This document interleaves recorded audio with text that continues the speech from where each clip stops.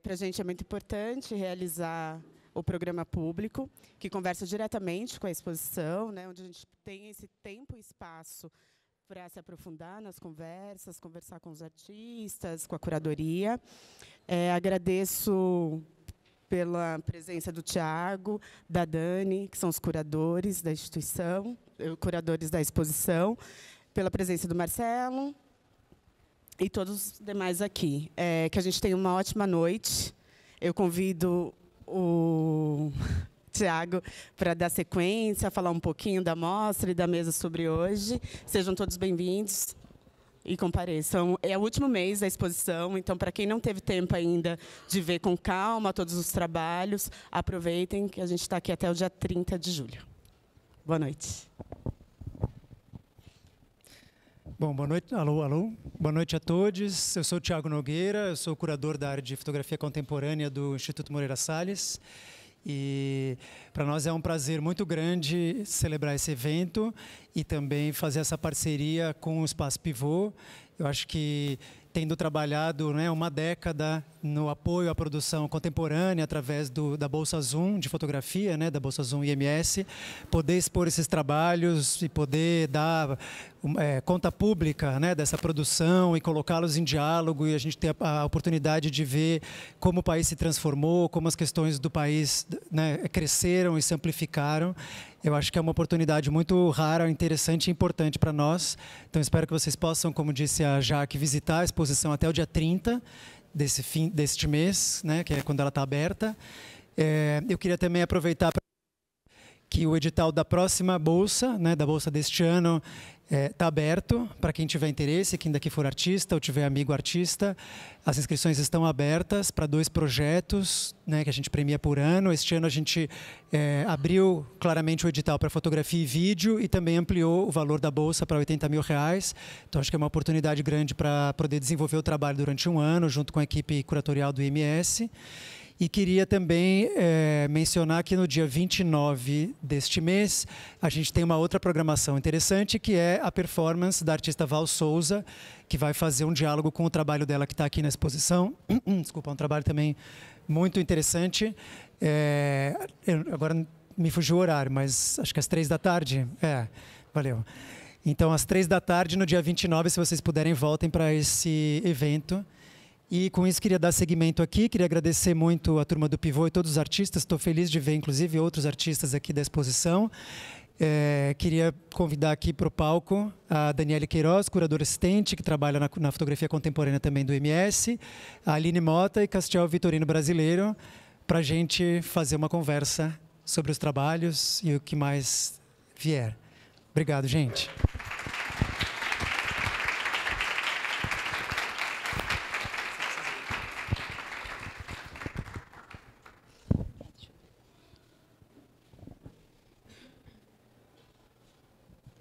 Oi, gente, boa noite. Bom, eu sou a Daniele Queiroz, sou uma das curadoras da exposição. É uma alegria poder conversar com vocês essa noite. Eu vou começar apresentando a Aline Castiel. A Aline Mota de Niterói, participou de exposições coletivas como Histórias Feministas, Artistas Depois de 2000, no MASP, Histórias Afroatlânticas no MASP e no Tomiotaki. Em 2020, apresentou a sua exposição individual Aline Mota, Memória, Viagem em Água, no Museu de Arte do Rio. Em 2021, exibiu trabalhos no New Museum, em Nova York. E, em 2023, expôs na 15ª Bienal de Sharjah e no MoMA. Ela é autora do livro A Água é uma Máquina do Tempo, de 2022, está à disposição para comprar aqui embaixo, na Megafauna. E Castiel Vitorino, brasileiro, de Vitória, participou da 11ª Bienal de Arte Contemporânea de Berlim, em 2020, e de exposições no Centro Cultural de São Paulo, Museu de Arte do Rio e Pinacoteca de São Paulo. E ela é autora do livro Quando o Sol Aqui Não Mais Brilhar, A Falência da Negritude, que está aqui. E ambas são artistas da próxima Bienal, então acho que também é uma alegria ter essas artistas aqui na exposição. Queria começar pedindo para vocês, obrigada, contarem um pouco, acho que, dos trabalhos que vocês desenvolveram dentro do contexto da Bolsa Zoom, né, e como eles se apresentam na exposição, e depois a gente conversa. A gente pensou num tempo de conversa mas sempre muito aberto ao público, mas também depois abrir um momento para perguntas, né? Então, a gente vai sentindo um pouco. Ana me ajuda a controlar e a gente vai conversando. Tá bem? Obrigada. Bem, boa noite a todos. Estou muito feliz de ter essa plateia aqui estrelada. Acho que qualquer pessoa, na verdade, poderia estar aqui no meu lugar, sinceramente. Me sinto muito honrada com a presença de cada um de vocês. Muito obrigada por vocês terem vindo. Primeira coisa assim, que eu queria falar sobre esse trabalho, e eu queria também falar sobre a Bolsa Zoom. Ter ganho essa bolsa foi um divisor de águas para mim. Realmente, eu acho que a minha carreira foi meio que antes e depois dessa bolsa. Eu acho que pelo prestígio que foi construído durante anos, né? Eu acho que eu ganhei, acho que foi a 7ª edição. E eu estou muito feliz em ver os novos caminhos que ela assumiu também, né? Eu acho que a bolsa, você vinha assim um padrão, né, dos artistas, e depois ela se transformou totalmente. Quando você vai vendo, assim, seria até legal alguém fazer uma pesquisa quantitativa, inclusive, né, de mulheres, pessoas negras, indígenas, trans, né, fazer isso, né, porque a gente tem poucos programas de longa duração no Brasil, e esse é um deles, e a gente vê essa mudança, assim, parece que realmente trocou uma chave. Eu acho que por pressão também, né, de todos os grupos em relação a apoios financeiros no Brasil. E também essa tomada de consciência, né, de que se é uma bolsa que é em dinheiro, ou seja, é também reparação financeira. Né? Reparação histórica é reparação financeira também, além de reparação simbólica. Então, eu queria realmente pontuar isso assim, e realmente ver essa mudança que aconteceu, né? Pontuar que essa mudança aconteceu e que ela continue acontecendo, né? E que outras instituições também se espelhem nos programas de incentivo. E, principalmente, em relação à pesquisa. Esse trabalho eu já estava fazendo há muitos anos. E ter podido me dedicar a ele com essa bolsa, a parte da pesquisa mesmo, sem ter aquela preocupação de que ia ter um produto final. Acabou que eu tive que fazer né, praticamente, né, juntei tudo, as coisas que eu tinha e tal, e fiz um livro, que é o livro que está aqui. E é muito legal comparar esse livro dessa pesquisa, que eu acho que ainda estava um pouco no começo, mesmo assim, que já tinha alguns anos que eu estava fazendo, mas ainda assim eu acho que tem uma evolução bem grande desse livro que está aqui para o A Água, uma Máquina do Tempo, que foi lançado, né, pelo mercado editorial. Ou seja, não é exatamente um livro de arte, é um livro de literatura, né? Ele entra dentro desse campo e foi chamado também de livro de poesia, que também é uma coisa bem interessante, né? Pensar que o mercado editorial talvez não tenha até nomes, né, para definir certas pesquisas artísticas. Então, a poesia é muito interessante, que acaba sendo também uma espécie de dissidente desse mercado editorial e acaba abarcando outras práticas, outras escritas, né? Então, assim, eu podia falar muitas coisas sobre esse processo e acho que a gente pode discutir, assim, mas é interessante essa coisa da pesquisa, sabe? De você ter apoio financeiro para a pesquisa no Brasil, né? Independente do resultado ou não, né? Isso é uma coisa que falta muito. Até no mercado editorial, né? Voltando agora para essa coisa, né? Esse também lançou um livro por uma editora, né? A N-1 e tal. E qual o alcance, né, que a gente pensa para os nossos livros e qual o alcance que eles realmente têm? Eu acho que é uma coisa que a gente pode conversar e discutir, porque eu até escolhi, de certa forma, lançar esse livro, né, pela Fósforo, e lançar no mercado editorial, e sendo um livro de poesia, exatamente para que ele tivesse um alcance maior. né, que ele pudesse ser distribuído, que ele tivesse, assim, como um livro normal nas livrarias, né? Era um sonho mesmo que eu tinha. Eu acho que todo artista tem esse sonho de que seu trabalho vai chegar nesse público, né? E a gente, assim, vindo das artes visuais, a gente pensa assim, quem é que vai no museu? Né? Quais os museus, né, são gratuitos, quais não são? Quanto custa o valor do ingresso no MASP, por exemplo, onde eu fiz a minha trilogia de vídeos, né? Fiquei pensando, poxa, quantas pessoas poderia ter atingido, né? Quantas pessoas eu gostaria que fossem só a terça-feira, né, que é grátis, etc. Então, assim, são diversos gargalos. Que bom, casa cheia, né? São diversos gargalos que a gente vai pensando e uma certa estratégia também, que eu não sei se... Eu acho que para você também, né? De quanto que a gente vai atingir, do que a gente chama o nosso trabalho, já que tem categorias que colocaram para nós, né?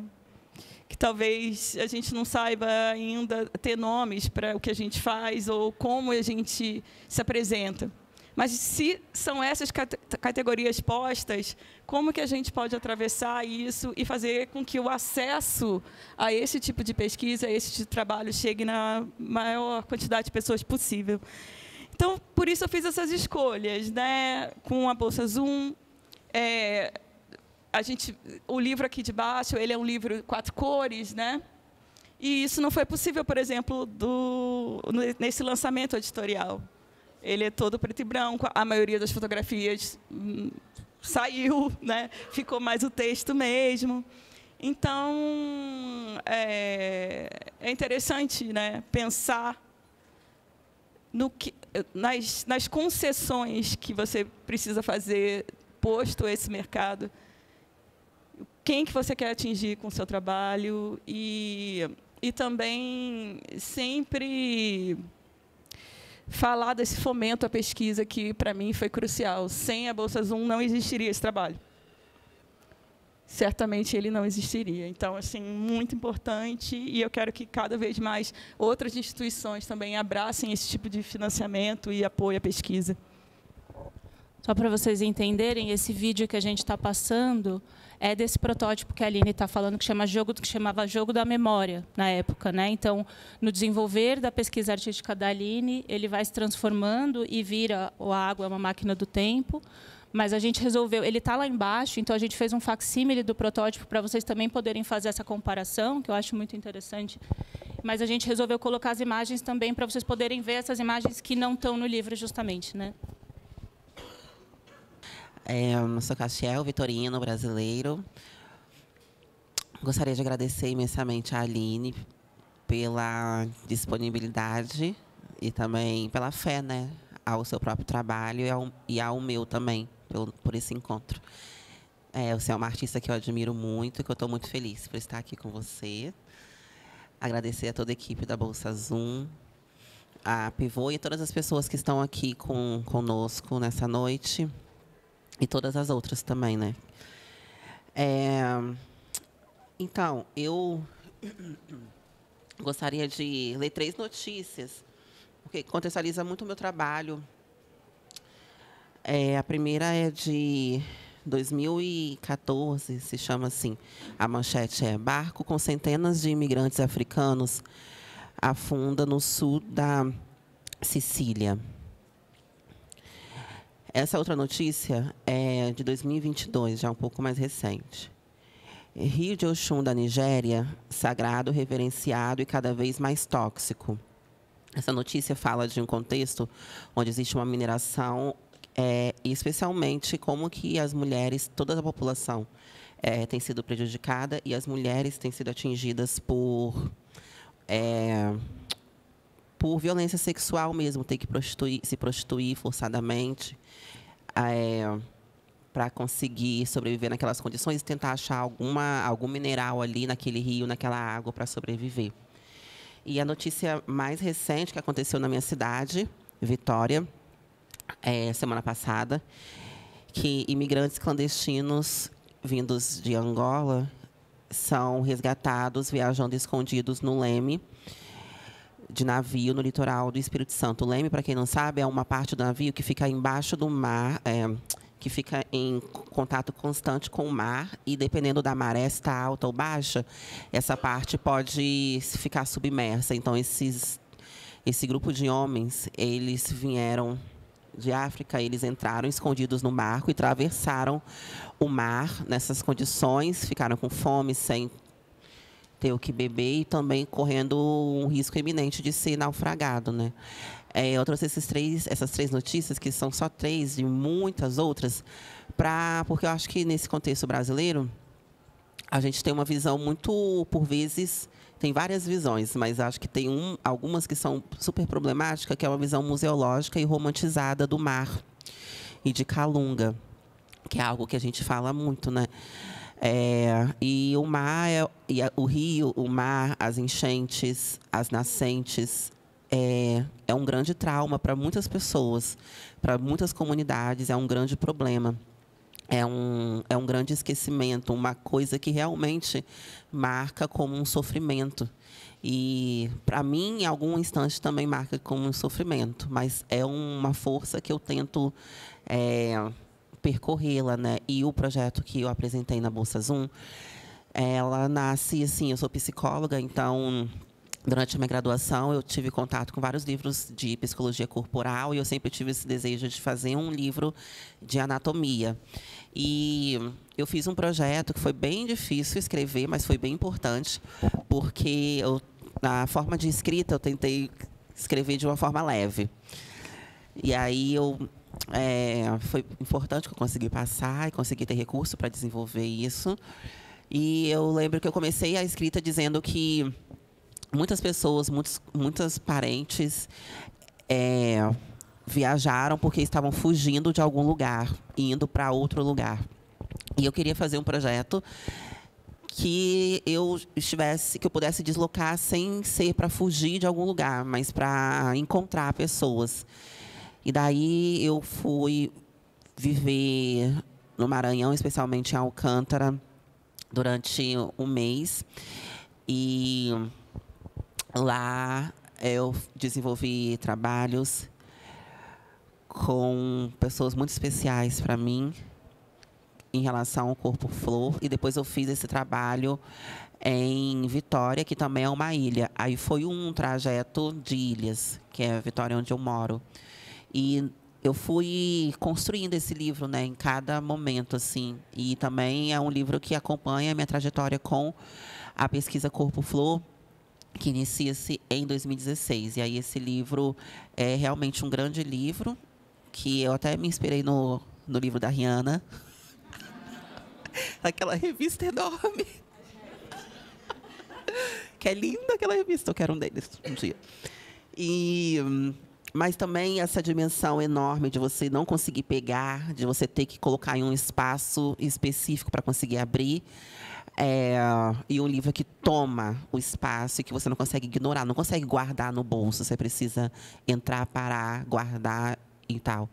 Então, são seis exemplares de livro artesanal. E foi bem difícil, porque no início eu comecei a pensar numa estética, numa parada, e a equipe da Bolsa Zoom me orientou muito, muito, muito, muito, me deu várias opções de materialidade mesmo.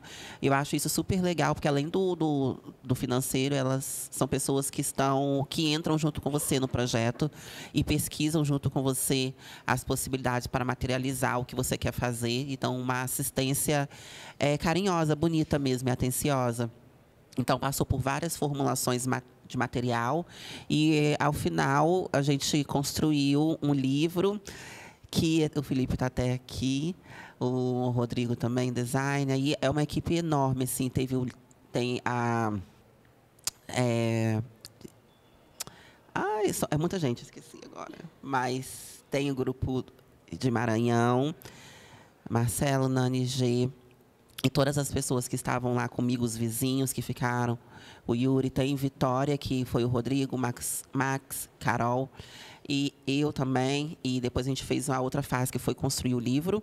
E aí esse livro, são 6 edições de um livro artesanal, foi costurado manualmente, foi encapado manualmente.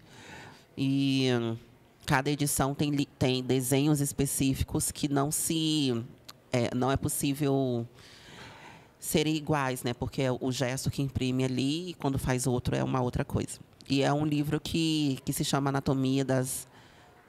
Corpo Flor, Anatomia da Água. Esqueci.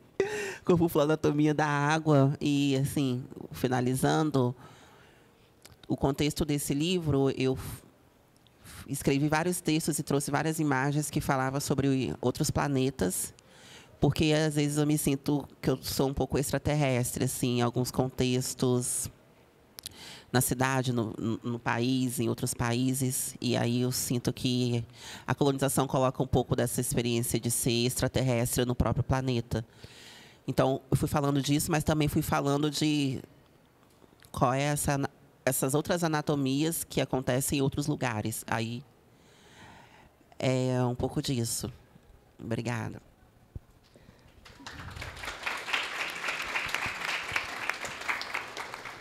Eu já queria pegar esse gancho que você já deixou, porque eu acho que a gente nomeou esse evento a Anatomia das Águas, justamente porque o livro da Castiel, aqui para a Bolsa Zoom, chama Anatomia da Água, e o trabalho da Aline, né, a pesquisa maior, chama Água é uma Máquina do Tempo.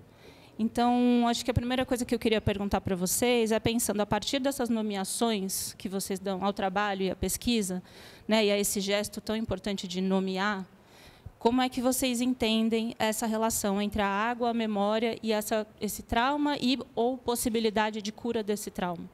Como vocês fazem, como que para vocês a água funciona como esse elemento condutor dessas reflexões?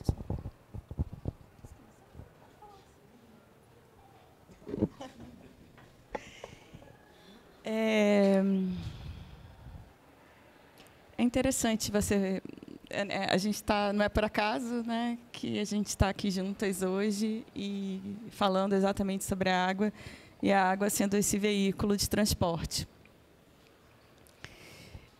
Quando ele se teletransportou para esse formato livro, o que eu imaginei é que essa água fosse uma espécie de maré. Então, por isso que os olhos, eles têm que olhar, às vezes, para a direita, para cima, para baixo, para o lado. Os olhos vão fazendo um percurso de maré no livro.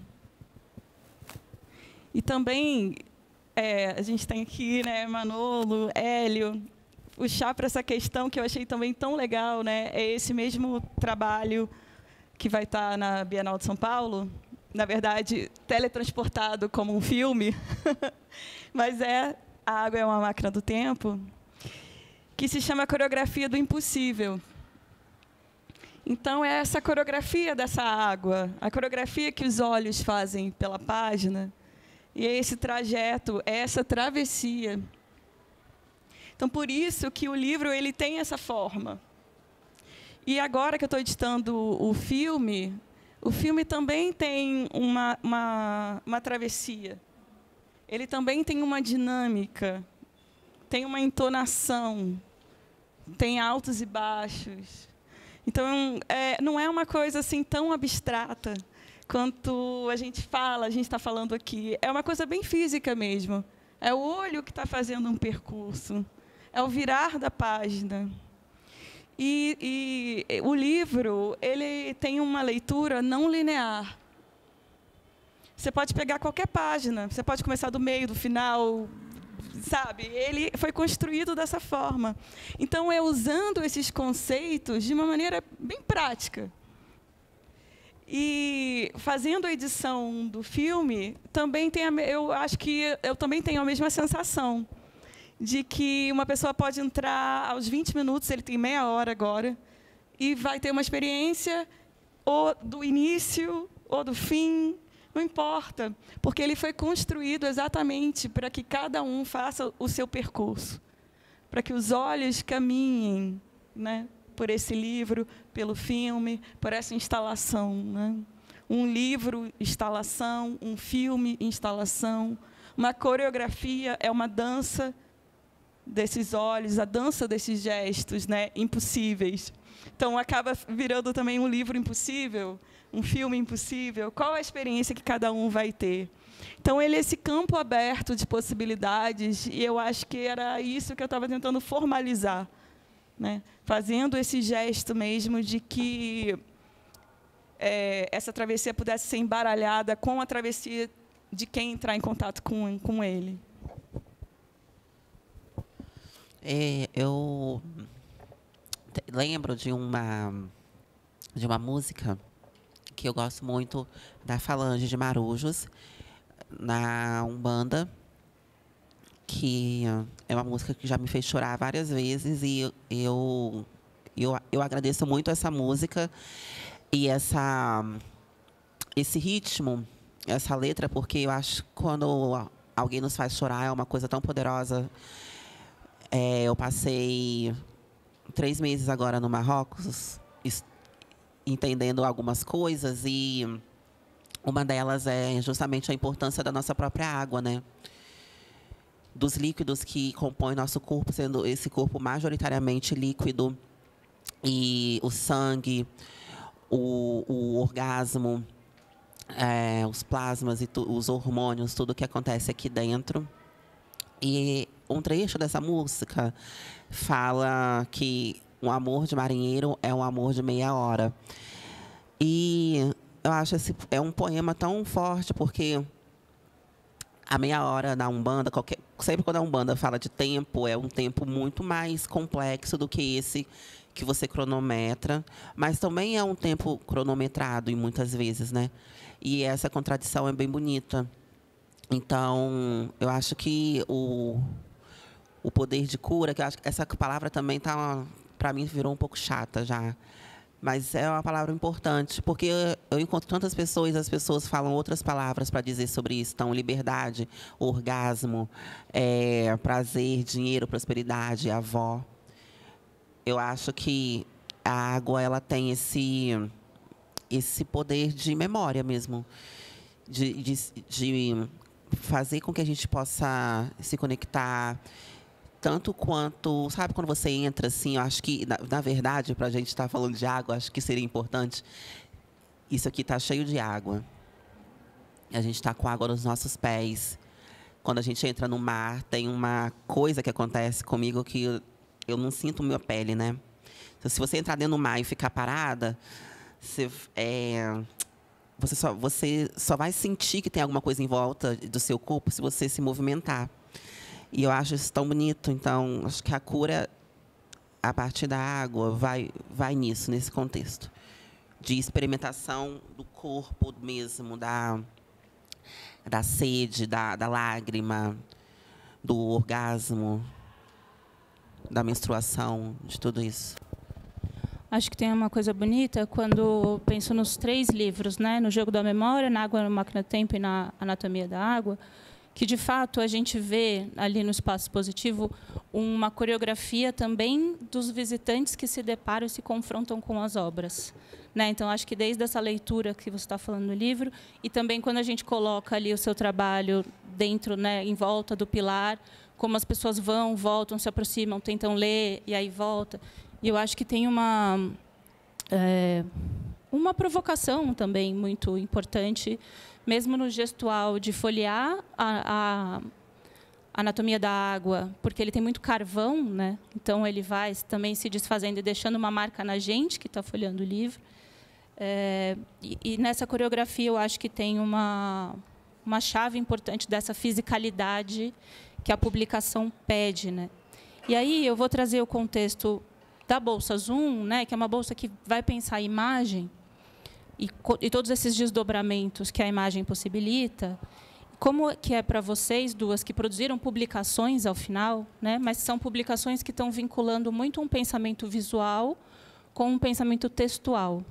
Então, queria saber como se dá esse embate, esse pensamento para trabalhar imagem e palavra de um jeito que um não está legendando o outro, mas está construindo um significado para além, né, na junção dos dois. Assim, como que vocês entendem? Porque mesmo quando a gente vem para a Água, é uma Máquina do Tempo, ainda tem imagens, né? Como você falou, menos imagens em preto e branco, mas elas ainda estão e elas compõem a narrativa, né? Então, eu queria entender um pouco como foi para vocês, ao longo da Bolsa e no desdobramento da pesquisa, esse embate visual, textual. Sempre eu começando. Eu acho que esse livro e todas as experiências que se materializaram a partir desse livro é a corporificação de uma experiência textual. O que é isso, né? O que é a corporificação de uma experiência textual? Porque, no caso, esse livro, ele realmente nasceu do texto, que era uma coisa nova para mim até então. Até então, eu fazia as imagens, eu sou do estilo, né, da fotografia, essa foi a minha primeira paixão. E eu acho que eu continuo filmando como se eu estivesse fazendo estilos ainda. A câmera ela não se move muito, os quadros continuam meio parados. E tudo acontece em volta, né? Então, eu estou capturando uma sequência, né, de frames, uma sequência de quadros parados. Talvez também por vir do cinema, né, por ter trabalhado tanto tempo também com película e ter realmente essa noção, né, do digital que hoje é 0 e 1, né, que o sistema digital ele é outro, mas ainda assim você tem essa frequência, né? Você ainda tem essa passagem, mesmo sendo outra tecnologia. Então, eu tinha esses textos e comecei a pensar que imagens também que poderiam, né, surgir a partir desse texto. Mas também muito interessante que, mesmo escrevendo, ele foi criado como um texto para ser lido. Então, tem uma dinâmica de leitura nessa escrita, né? Ele foi, exatamente, eu li ele muitas vezes, até que eu tomei coragem de fazer performance, que eu acho também, esse nome para mim é um nome assim... Eu tenho vontade de rir assim, um pouco quando eu falo que eu vou fazer uma performance. Eu ainda não me acostumei com isso, com esse nome. Mas se eu for explicar para as pessoas que é uma leitura com videomapping, fica muito grande, né? Melhor usar performance. Mas esse texto, mesmo ele tendo sido criado para ser um texto para ser lido, ou seja, para ele ser performado, ainda assim é uma leitura para mim. No sentido de que não tem uma atuação, tem entonações, tem ritmo, tem um jeito de falar, como o jeito aqui que eu estou conversando com vocês. Ele tem uma cadência. E foi assim que eu fui escrevendo, pensando nessa cadência, pensando nesses ritmos, pensando no espaço entre as páginas. Essa performance, que é essa leitura, tem muitas pausas. E eu já fiz algumas vezes. E agora, na Bienal, a gente vai fazer de novo, né? Vamos ver como é que vai ser. Eu sinto que, na hora das pausas, que são até um pouco longas, eu tenho a possibilidade de olhar para as pessoas. E eu não vou dizer que gera um desconforto a pausa, mas gera... Tipo, igual, o que ela vai falar agora? Gera uma expectativa que vem da performance mesmo, que vem, né, das artes cênicas. Né? Então, para mim, é todo um campo realmente experimental. Eu estava até lembrando isso, a gente estava conversando ontem, né? Eu fiquei 30 anos quase sem me apresentar assim em público. Porque, sei lá, eu fazia teatro no colégio e depois eu cantei no coral da universidade durante 4 anos. Também foi uma experiência bem intensa de canto coletivo e práticas coletivas de performance. Mas passou quase 30 anos, daí que eu fui fazer de novo, né? Me apresentar, ter palma no final, esse tipo de coisa, né? Então, tem uma ordenação das coisas, né? É bem interessante isso. E, para mim, ainda é um campo experimental, porque realmente eu fiquei muito tempo sem praticar, né? E a arte, para mim, é realmente uma prática diária, uma prática cotidiana, né? Então, eu ainda estou, sinto, tateando nisso que a gente está chamando aqui de performance? Eu acho muito difícil texto com imagem, eu acho feio, muitas vezes. Eu não tô falando, assim, eu acho feio o que eu faço, às vezes, não o que as outras pessoas fazem. Porque as outras pessoas, muitas pessoas fazem de uma forma muito foda. E eu acho que no meu trabalho não funciona muito da forma que é uma outra coisa. Porque eu trabalho muito com imagem também. E eu fico sempre com medo de se tornar legenda. O texto virar a legenda da imagem. E a imagem, ela conta por si só. A imagem é seja a fotografia, isso que você está vendo agora, essa cena, você não consegue ignorar a imagem. O que você sonha, a imagem ela prevalece no seu olho, no seu corpo. Você ignora o som, ignora qualquer outra coisa, mas a imagem você não tem como contornar ela. Então, comigo, eu tento pensar o texto como imagem, quando ele vai para qualquer plataforma material, seja uma tatuagem, dizendo do livro especificamente, a estratégia que eu fiz foi pensar na materialidade da folha, que são vários tipos de folha, com tonalidades diferentes, texturas diferentes. E eu considerei que aquela folha amarela, branquinha ou rosa já era uma imagem acontecendo e o texto entrando ali era uma nova composição com a imagem. Quase uma, não vou dizer fotografia, mas a imagem acontecendo, a paisagem, né?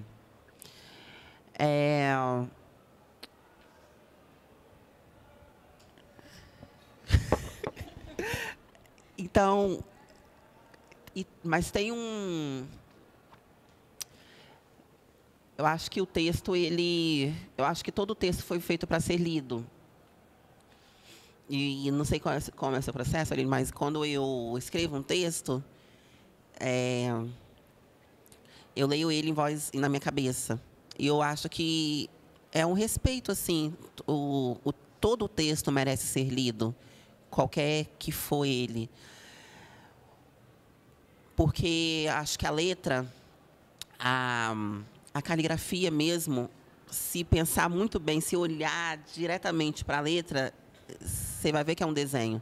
E aí aí a gente vai destruindo, desconstruindo toda essa dicotomia, essa separação entre linguagem e desenho e letra e alfabeto e imagem e fotografia. Então, desenvolver isso na Bolsa Zoom foi um aprendizado muito exaustivo, muito cansativo, muito difícil, porque para mim realmente é muito difícil trabalhar imagem e texto, mas, novamente, eu acho que tanto a equipe ajudar a gente, como também, eu sou uma artista que eu gosto de estudar outras artistas, a Aline, a Tadaski, a Yuri, que são, e outras também que estão aqui, que são artistas que também trazem a prerrogativa, a importância do texto enquanto um peso. A letra é um peso, a escrita é o peso, é um objeto, é a matéria que está ali acontecendo. Eu tentei trazer isso para o livro e riscar com carvão. Acho que é um dos aspectos do livro que faz com que a gente sinta o poder da linguagem acontecendo, porque justamente mancha e faz com que, olha, fica de pianinho aqui, senão você vai estragar tudo, que você vai se manchar demais e vai transformar a obra em uma outra coisa. Acho que esse cuidado é importante. Com a linguagem, com a matéria, com o corpo, com o discurso. Tudo isso aprendi na Bolsa Zoom.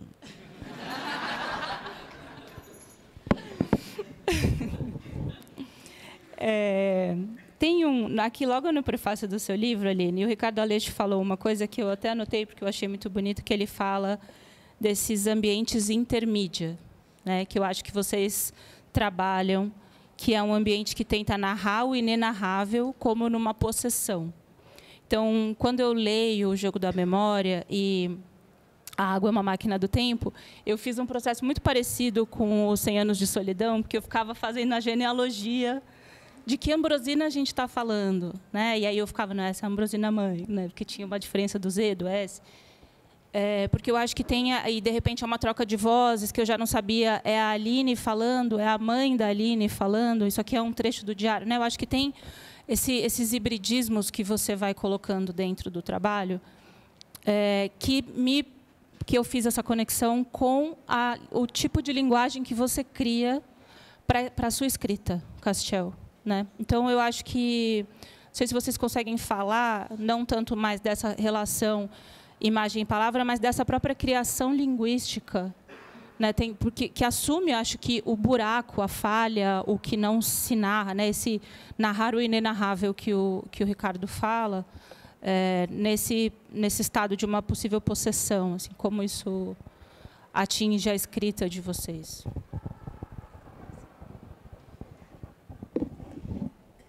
Você está falando tipo um transe? Não, acho que no caso do Anatomia da Água, como você pensa essa criação de linguagem mesmo, né? Porque ela vai se alternando entre línguas que a gente está mais familiarizado, né? Então, de repente, a gente está em português, foi para o espanhol, e aí, de repente, ela vai virando uma linguagem outra, que já não é nenhuma coisa nem outra, né? Então, acho que não sei se isso é um transe, mas esse processo onde a linguagem vai se adentrando, assim. Eu acho que é importante desromantizar, desnaturalizar a história das linguagens, né? Então, o inglês, ele é uma linguagem que nasceu em determinado momento. O português nasceu em determinado momento, o espanhol nasceu em determinado momento. Outras linguagens, quimbundo, tupinambá, enfim, todas as linguagens possuem história, início e desenvolvimento. Não é algo que aconteceu desde sempre. Isso é importante para a gente também entender as relações de poder, como que a gente tem acesso a algumas linguagens de forma recorrente, de forma impositiva em relação às outras. A gente faz parte da América Latina, será? Nós estamos... Parece que o Brasil tem uma barreira de linguagem mesmo, porque estamos em volta de países falantes do espanhol, mas a gente não sabe falar ontem em espanhol. Nós sabemos falar ontem em inglês, mas não conseguimos ter uma relação profunda com uma língua que está intrínseca no território onde estamos localizados. Então, eu acho que tem isso, a brasilidade é uma grande barreira de linguagem. E também tem algo que é o pajubá, né, que é a minha escola e algumas das minhas heranças, que é uma linguagem feita por travestis e por pessoas trans, especialmente aquelas que viviam no contexto de religiões de matriz africana, porque dentro do pajubá existem várias palavras em quimbundo. O próprio mona, que a gente fala, é uma palavra que designa uma irmandade, né, em quimbundo. A qué, a jé. Então, existe várias... eu acho que o pajubá é algo inexplicável em certo momento, porque não é só assim, eu tô fugindo de alguma coisa, tô fugindo do policial, quero me comunicar aqui. Não é uma linguagem. Para mim, o desafio da linguagem é sair da violência, como se assim, eu não estou construindo uma outra palavra, uma frase, eu não estou misturando inglês, português, quimbundo, desenvolvendo qualquer outra coisa, porque eu quero vencer uma guerra. Eu acho que o meu processo de construção de linguagem não é para vencer uma guerra, mas é para abandonar essa guerra, é para viver uma outra coisa, para conseguir falar sobre uma outra coisa. Eu acho que tem algo da ancestralidade trans, especialmente no Brasil, com o pajubá, que é isso. Em vários momentos, o pajubá foi e ainda é uma estratégia de guerrear, de combater, de fincar e de afastar, de dizer até que você pode, até que você não vai. Mas o pajubá também é algo magnífico, é algo que é uma linguagem na potência que qualquer outra linguagem tem, no sentido de aprendizagem. Você precisa sentar, olhar, estudar, compreender a estrutura gramatical da palavra. Tudo isso compõe a linguagem do pajubá e é algo que eu tentei trazer nos textos. Todos os textos têm palavras diferentes, línguas, e foi bem bonito, eu gosto. Eu gosto de misturar linguagens. É muito legal você falar do Pajubá, porque tem uma palavra que me chama muita atenção, do Quimbundo, que é aquenda, aquendá, aquenda, né? E eu ficava, mas o que isso quer dizer, né? Qual a origem? A origem das espécies. E quer dizer caminhar. E, na verdade, está se referindo a uma coisa muito sagrada, que é o caminho do sol, né? O caminho que o sol faz. Então, quer dizer muitas coisas, inclusive um dia, né? O movimento da Terra, né? Ao redor do Sol. Tudo isso está dentro de Aquenda, né? Então, é tão interessante por que essa palavra permaneceu, uma palavra sagrada, e não outra. Né? Por que essas palavras permaneceram e não outras? E isso é uma coisa que me intriga muito, né? A etimologia de certas palavras e por que isso está dentro do Pajubá. Aquenda, né? Caminha, o caminho do sol, né? E então essa pesquisa, ela está sempre dentro de mim, né? Essa pesquisa das origens, o porquê de cada coisa, né? E isso que alimentou essa escrita. E o que alimentou muito também foram dicionários. E muito material de arquivo. Mas que arquivo é esse? É o arquivo que está numa instituição ou é o arquivo da minha própria família? E que tipo de arquivo é esse? E é uma coisa que também eu sempre falo, né, que o arquivo de uma família negra, muitas vezes, é um arquivo de emoções. É um arquivo de experiências compartilhadas. Então, é um arquivo de respirações. Isso também é um arquivo, isso também é um inventário de emoções, né? É um acervo geracional. Que, no caso, né, eu vou buscar na minha mãe, que buscou na sua mãe, da mãe, da mãe, da mãe, da mãe. Então, a origem também tem esse sentido, né? A origem dos documentos talvez não seja um papel, e a origem também, né, etimológica de muitas palavras, que é muito interessante, porque mesmo que a gente não saiba o significado, a gente sente, né, do porquê que ela sobreviveu. Ana, a gente está como? Tá, vou fazer mais uma pergunta e a gente abre, tá? Vou tinha mais perguntas aqui, mas minha última pergunta, antes de abrir para o público, é sobre a morte, porque eu acho que você fala, né, na Falência da Negritude, muitas vezes sobre alcançar a boa morte, e quando você faz o livro com a gente, eu lembro que tem uma página específica que dá para ler. Eu quero morrer, e um desenho a carvão. E você também fala, né? Até no final tem, eu faço do meu corpo um altar, nele um morto pode dançar, né? Então acho que vocês têm percepções próprias, individuais sobre a morte, que eu queria ouvir um pouquinho, e aí a gente já abre.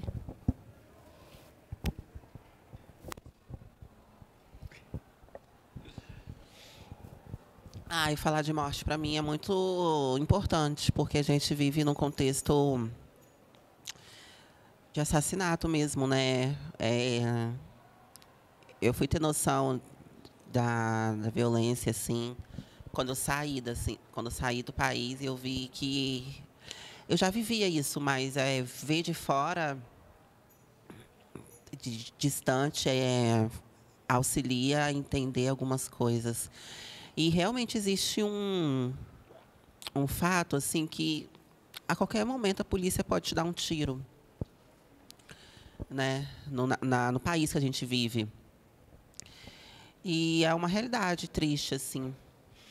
Mas eu acho que eu tento fazer uma diferenciação entre morte e assassinato, porque são várias coisas assim que acontecem na minha vida, que eu fui criada pelos meus avós, então eu vi vários amigos deles falecendo, e falecendo muito velhos, falecendo de doenças, mas falecendo de velhice.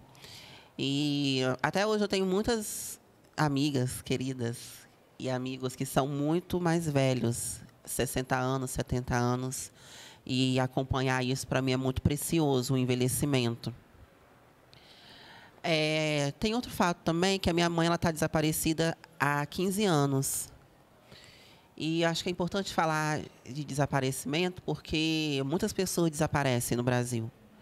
E, infelizmente, a gente vive numa estrutura de violência racial que não permite encontrar essas pessoas. Então, a minha família ela convive com esse desaparecimento e com a possibilidade de morte. Então, acho que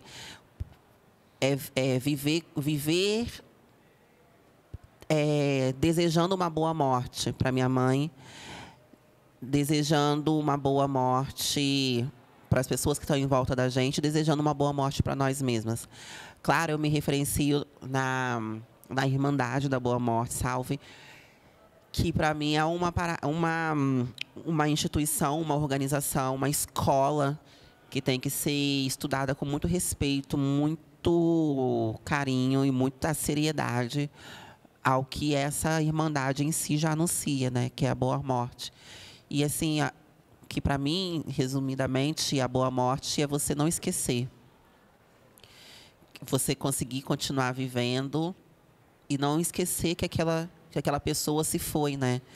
Mas não ficar presa naquela memória específica, mas conseguir entender e sentir e construir um outro lugar mesmo dessa vida pós-morte na sua vida que está existindo ali. Então, a morte, para mim, é uma coisa muito importante, que, para mim, eu me preparo desde sempre para morrer bem. Uma das... acho que, falando assim de tempo espiralar, né, falando de momentos, então, acho que um momento desse livro é exatamente o falecimento da minha mãe. E eu acho que eu só consigo falar sobre isso, escrever sobre isso, porque já tem 12 anos que ela faleceu. Então, tem um tempo, né? E esse tempo ele retorna diariamente, né? Ele retorna todos os dias. Esses momentos, eles sempre retornam. Só que agora já tem uma acumulação de dias. Já tem uma acumulação de 12 anos. Então, essa decomposição física, que foi o desaparecimento físico dela, já depurou em 12 anos. Então, a minha fala, né, o meu texto sobre ela, quando eu leio, e a cada vez que eu leio, ele vai sendo transmutado. Essa decomposição vai sendo transmutada. E é muito interessante também, porque o livro, a primeira edição dele teve 1000 cópias. E todos os livros, né, foram vendidos e tal. Fiquei muito feliz. Agora tem uma segunda impressão. Então, eu imagino que tem 1000 veículos desse, assim, sabe, viajando. E tem 1000 possibilidades de continuar trabalhando esse texto, né, esse luto. Né, cada pessoa que leia possa fazer também esse trabalho interno, essa elaboração própria, seja o luto da sua própria mãe, ou de algum parente, ou de algum amigo, ou de si mesmo, né, de pessoas que nós fomos e precisamos também desse luto, né? Eu não sou mais essa pessoa hoje. Esse tempo já passou, mas eu preciso também reconhecer que existe esse luto, essa perda. O que ficou para trás e o que a gente se tornou a partir dessa experiência de morte. Não sei se alguém quer fazer perguntas. Não sei como que a gente faz. Olá, boa noite. Obrigado pela fala de vocês. Meu nome é Ciro. Queria fazer algumas perguntas para Castiel, que imagino que você já deva ter falado publicamente, mas como eu não estava presente, então vamos lá, se for do interesse das demais pessoas. Queria saber um pouquinho sobre a sua passagem ou interseção da psicologia para as artes visuais. Eu venho dessa trajetória também, de uma formação em psicologia, e não me lembro de ter conhecido outra pessoa, pelo menos não em Belo Horizonte, onde eu moro, que fez essa transição profissional, muitas para a música, para o teatro. Então, queria saber um pouquinho de como foi isso e quando e como você se entende como artista, profissionalmente falando.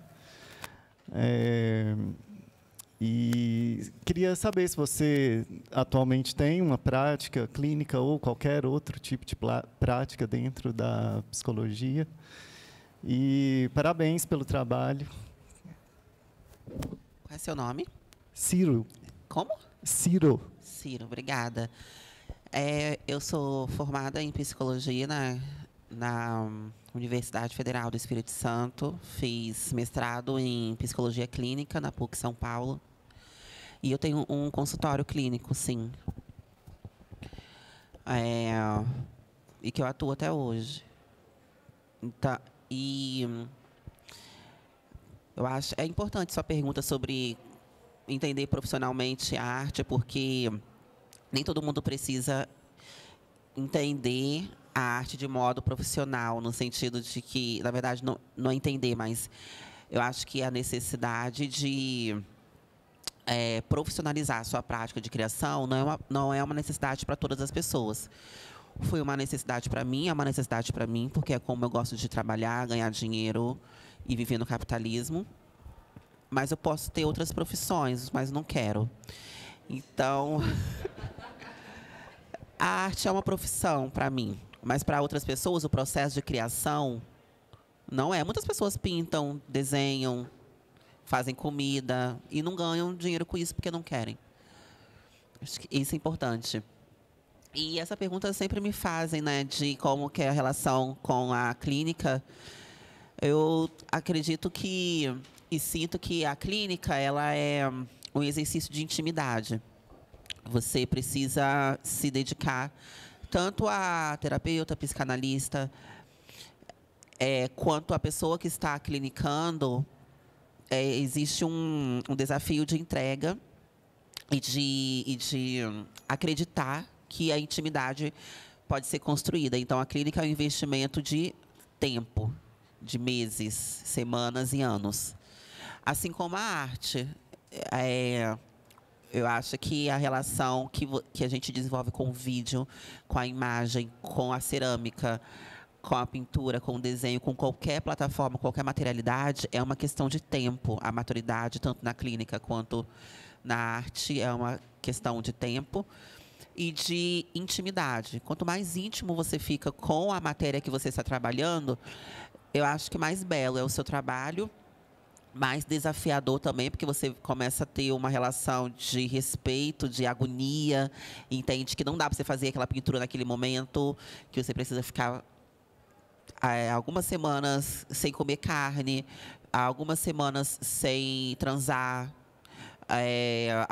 alguns dias sem se masturbar, alguns dias sem beijar na boca de outra pessoa, para conseguir fazer uma escultura, para conseguir beijar, para conseguir desenhar. Então, esses preceitos acontecem na arte.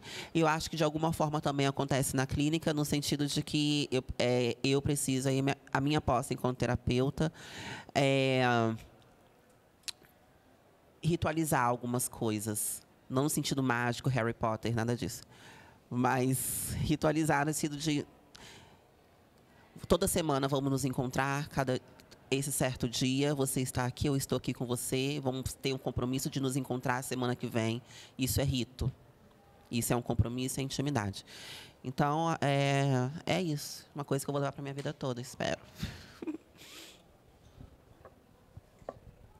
Tinha mais alguém?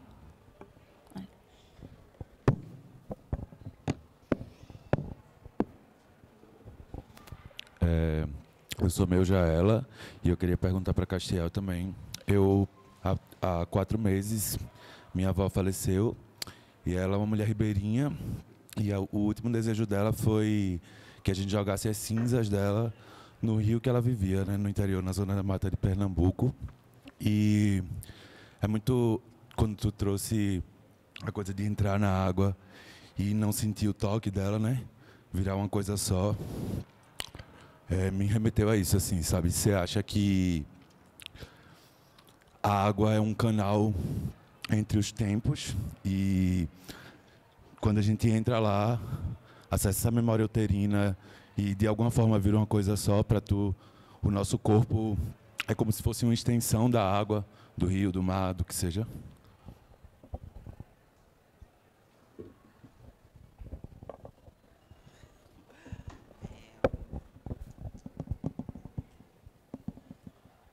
Eu acho que sim, eu acho que a água é uma... Eu acho que a gente vive uma grande mentira. Acho que a gente está sendo muito distraída por uma outra parada que está acontecendo, a gente não está entendendo, assim. A ciência tem dito para toda a população que a gente precisa encontrar um novo planeta que tenha água. Mas eu acho que não é isso que vai acontecer. Eu acho que o futuro é a gente conseguir mudar o nosso corpo para sobreviver em planetas que não tenham água. Então, assim, a imagem que eu estou querendo dizer é que a água é um componente muito importante para nós que estamos aqui nesse planeta, nesse plano. E ela realmente existe em outros planetas, existe em outros planos. Bioquimicamente, de maneira mineral também, a água conecta tempos.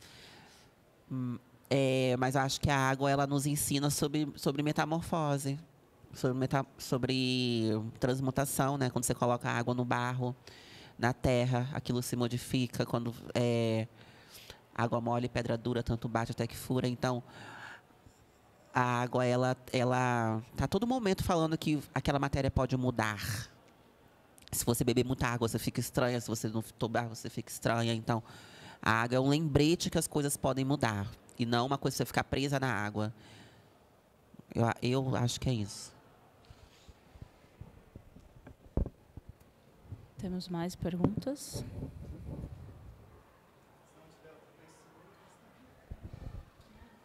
Acho que não.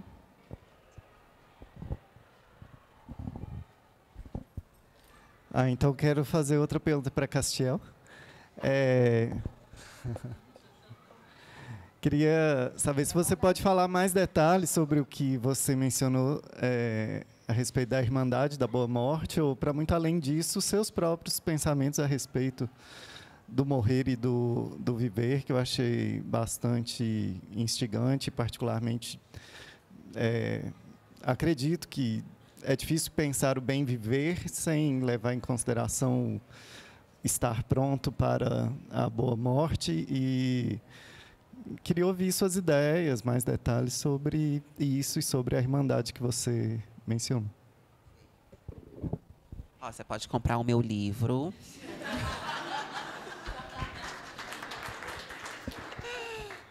Está disponível, fala com bastante densidade sobre essas coisas, tá?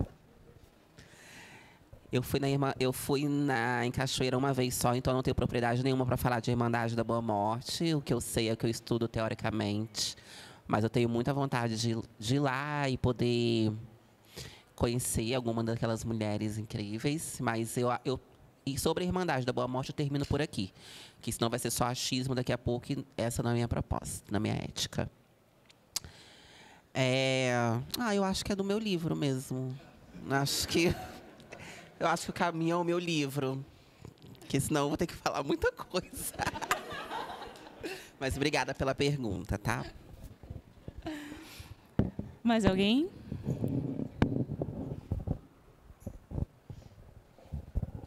Boa noite, pessoal. Minha pergunta é para a Aline. Você comentou um pouco sobre esse processo um pouco dificultoso que você teve de ir do seu trabalho imagético para um trabalho de escrita. Eu me lembro que quando eu comecei assim, a acessar um pouco mais meu trabalho criativo, eu tinha o contrário. Eu tinha muita dificuldade de fazer um trabalho visual que não fosse completamente conectado com palavras, assim. E por muito tempo eu fiquei achando que eu tinha que fazer o contrário, eu tinha que desconectar as palavras do que eu estava produzindo e fazer coisas só visuais, assim.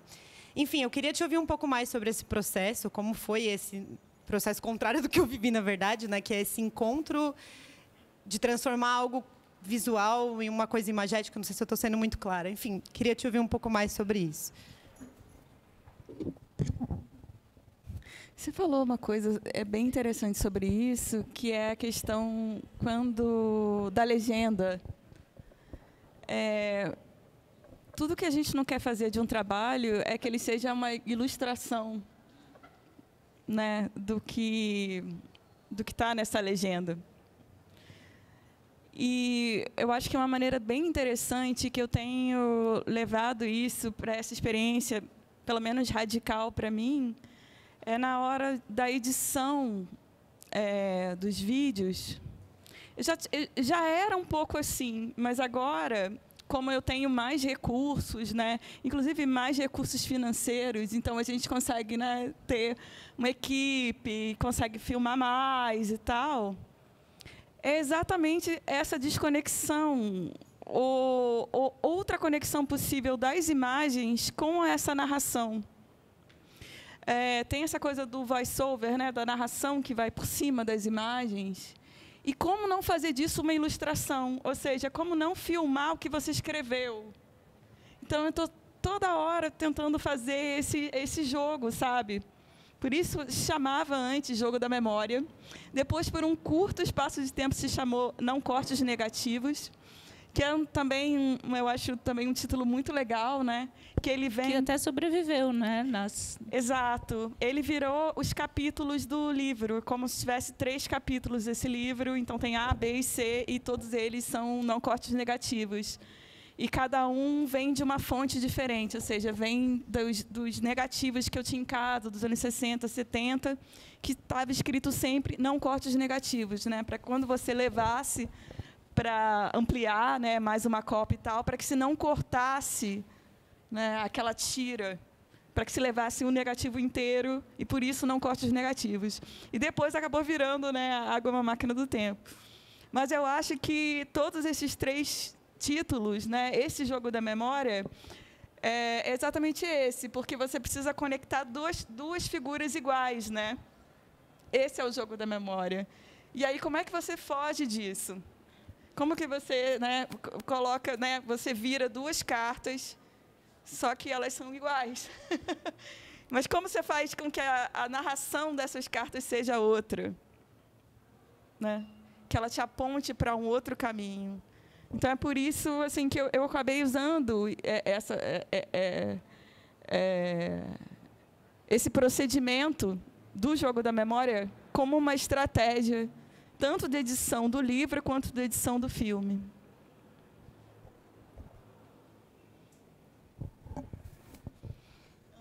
Agora não. Acho que tem...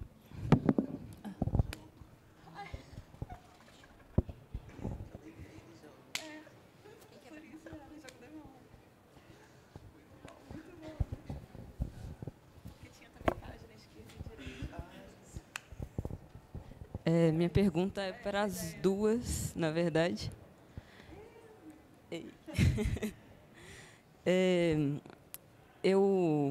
Mexeu muito comigo a frase que está na parte de trás do seu livro, Aline. E aí eu fiquei com vontade de perguntar para vocês duas, porque o trabalho de vocês mexe muito comigo, assim. Então, eu queria perguntar sobre o altar. Eu sinto que eu vejo essa prática de construção de altar dentro de uma coisa que amplia o altar na prática de ambas. Na Cássia, eu vejo muito a partir do corpo flor. E, por vezes, no seu trabalho, agora eu não me recordo o nome, assim, mas eu sinto que, no momento em que as fotos tocam a água e aquilo se movimenta, tem algo ali também que me remete a um altar expandido, assim. E aí eu queria perguntar para vocês como é essa prática de construir altar para vocês e como que isso se amplia para além de uma ideia fixa que a gente tem de altar, né? Como que isso se esgarça para outras coisas, assim.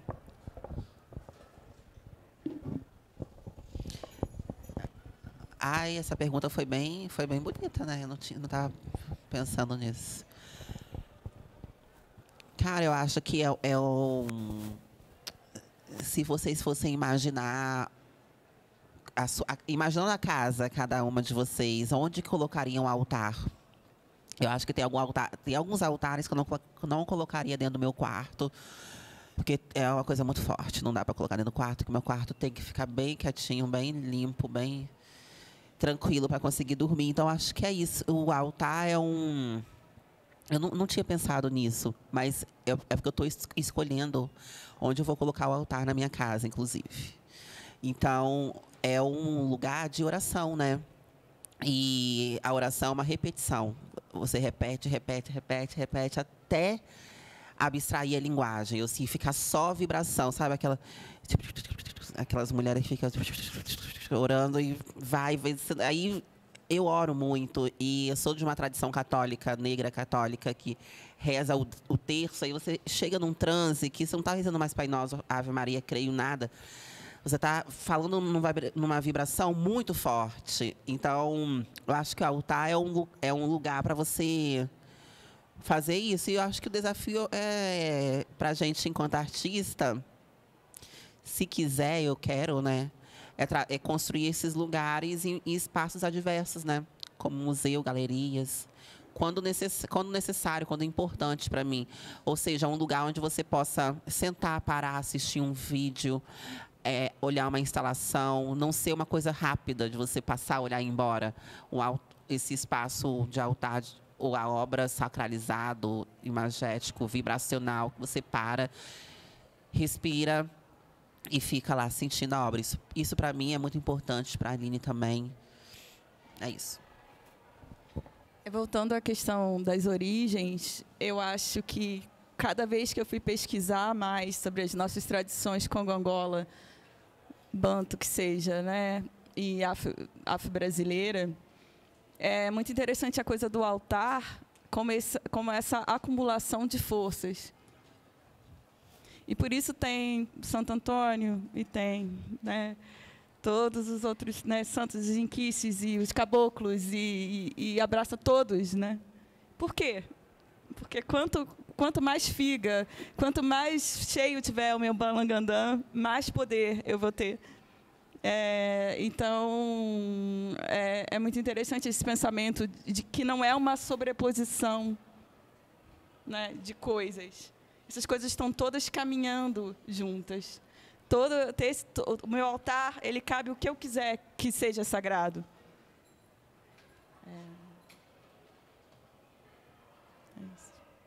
Corte psicanalítico. Dá tempo? Demais.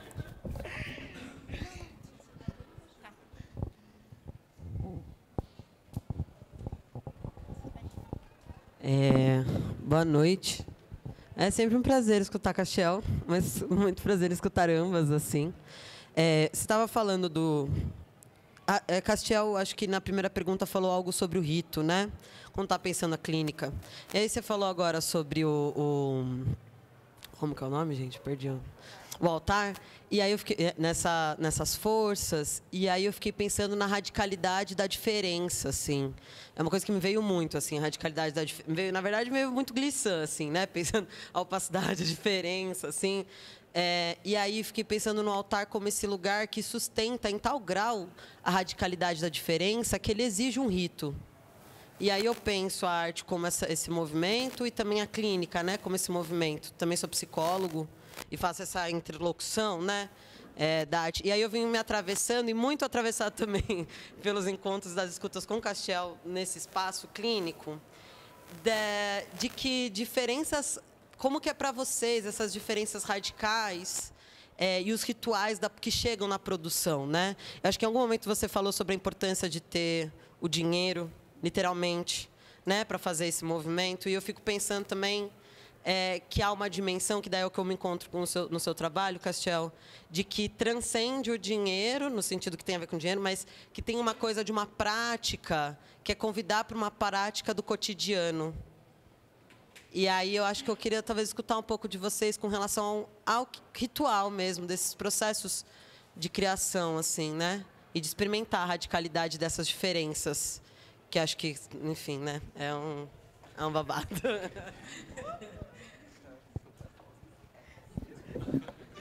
Falar os mistérios. O Tigana sempre fala a diferença entre segredo e mistério, né? Mas você também falou muitas vezes essa palavra de não romantizar, né? E eu acho muito interessante não romantizar essa vida de artista, como se fosse uma vida fora da sociedade, como aquele artista, sabe? Né, europeu, sei lá, aquela pessoa única que faz coisas sozinho e que ele é um grande gênio e que construiu a sua carreira em casa, sei lá, desenhando, não sei o que as pessoas ficam fazendo. Enfim. Mas de que é isso, né? E por que essas práticas, esse ritual? É exatamente para que ele seja cotidiano. E a questão da disciplina também, né? Porque talvez as pessoas pensem que, eu não sei, a minha vida, pelo menos, né? Como artista, parece um pouco desestruturada. Só que quando você for ver a continuação desses dias, ele tem uma estrutura. Ele tem uma disciplina, né? Se eu escrevo todo dia, isso é uma prática diária. Isso é um trabalho. Então, se eu escrevi todos os dias uma palavra, que seja, no final de um ano eu tenho 365. Então, eu já tenho 365 possibilidades. Isso que é o ritual. Ou seja, é uma coisa que parece simples, mas só que tem essa acumulação que a gente está fazendo, né? Cada dia uma palavra vai para esse altar, né? Para ser estudado, rezado, profetizado, transmutado, uma palavra que seja, né? Uma carta de tarô, um sonho, né? Então, acho que é isso que é a prática cotidiana, a prática diária e a disciplina do artista. Por mais desestruturada todas as viagens, né? E todos os lugares, e todas as nossas aparições, né? Você falou tudo que é importante. Gente, cara, eu fiz mestrado com ele na PUC, foi muito importante, que era nós dois lá bem. Então, obrigada por estar aqui. Bem forte. A Aline tocou numa coisa que eu acho que é difícil de entender, né?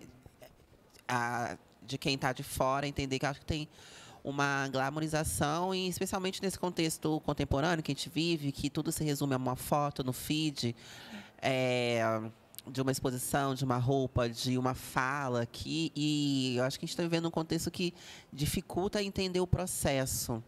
Não que você também tem que transformar o processo em uma publicização exacerbada, porque eu acho que, dizendo especialmente sobre mim, eu preciso fazer com que o meu processo também fique em segredo comigo, seja mostrado apenas para algumas pessoas, porque para mim tem esse desafio, né, de também não ser público.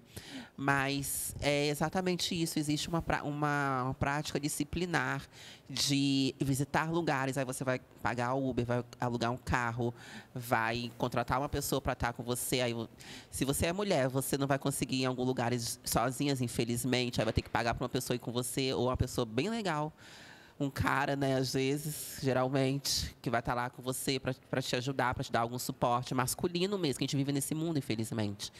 Então, tem a compra do material, a escolha, o investimento em cursos, e aí vai desenvolver uma relação com um professor de pintura, de dança, de cerâmica, aí você vai aprender outras características do ritual, vai desenvolver o seu próprio ritual. Então, é uma profissionalização mesmo da profissão artista que é preciso ser falada, porque aí você entende que a gente precisa ser remunerada. Que eu acho que estar aqui hoje é um dia de trabalho. Eu poderia estar no meu ateliê desenvolvendo uma outra coisa, mas aqui é muito importante para mim esse encontro com a Aline, e aqui a gente está desenvolvendo um pensamento teórico, prático, estético. Isso é ritual, isso é prática, é entrega, é profissionalização, né? É tempo, enfim, é tudo isso. Então, foi uma pergunta muito importante. Obrigada também, Aline. Eu queria muito agradecer. Queria agradecer a Mili e a Brenda, que fizeram também a tradução simultânea aqui para a gente.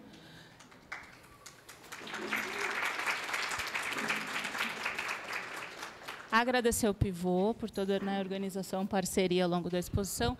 E agradecer imensamente a vocês, que têm agendas complicadíssimas. Então, muito obrigada pelo esse encontro.